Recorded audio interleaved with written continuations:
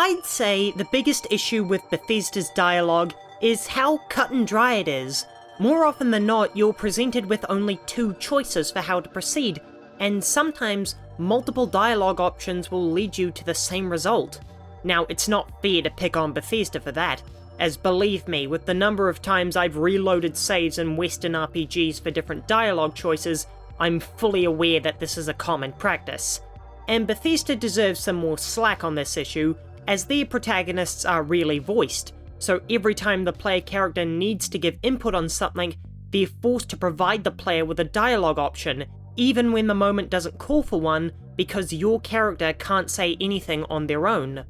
But the game still presents you with a meaningless dialogue tree with only one outcome, no matter what choices you make, and it's that dishonesty that's rubbing people the wrong way. I would say the solution in this particular instance would be to drop the facade and only give us one dialogue option when the situation calls for it, but tearing down the illusion of choice would probably backfire, and people would have the gall to claim lazy writing in games with more vocal dialogue than most other AAA games combined. And I do think there's value in the meaningless dialogue trees, especially for people trying to roleplay as a specific character type.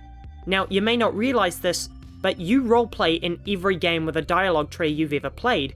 Even if you don't do an explicitly good or evil playthrough, you're usually going through the game making the decisions you would make in those scenes.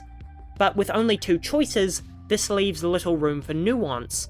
Now, I'm not saying the solution is more dialogue options, I'm just saying that even if the result is the same, it's better to give the player 3 or 5 options that lead to the same outcome, rather than just 2.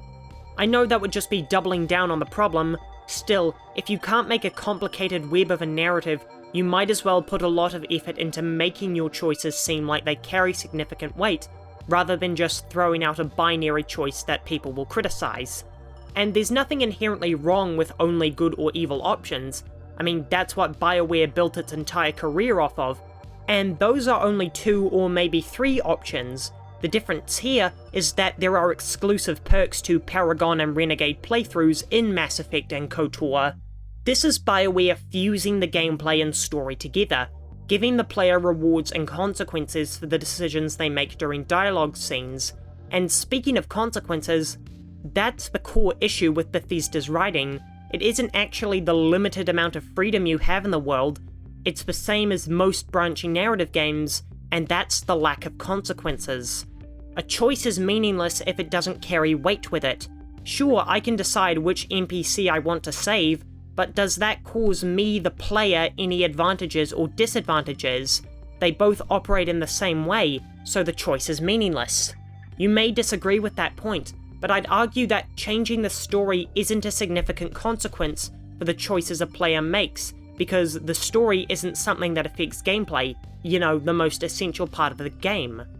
Now, that's not always the case. When you have to pick between 2 enemy sides, that's a significant consequence, because one faction will remain hostile to you for the rest of the game, and now you've caused more battles for the player, so you've created a meaningful choice. The choose-your-own-adventure games cannot have real consequences for your choices, because they have no gameplay to punish you. There's just a linear story that you watch. The game can't penalize you for bad decisions or reward you for good ones. And yes, I mean this in the most derogatory way possible. But putting severe consequences in your game is no easy feat. You'll have to design an event or scene that maybe only a few players will see. It's not exactly an intelligent use of development time, but it will win you brownie points with fans. Other games like Baldur's Gate 3 are overflowing with examples of choices having a consequence, but it's not fair at all to compare these games. BG3 is a linear game, where the story progresses chapter by chapter.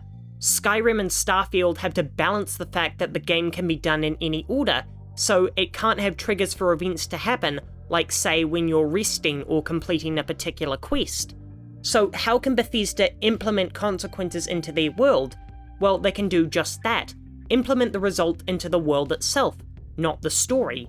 The core appeal of Bethesda games is the world itself and getting lost in it, so why not have the world physically change around you to reflect your actions?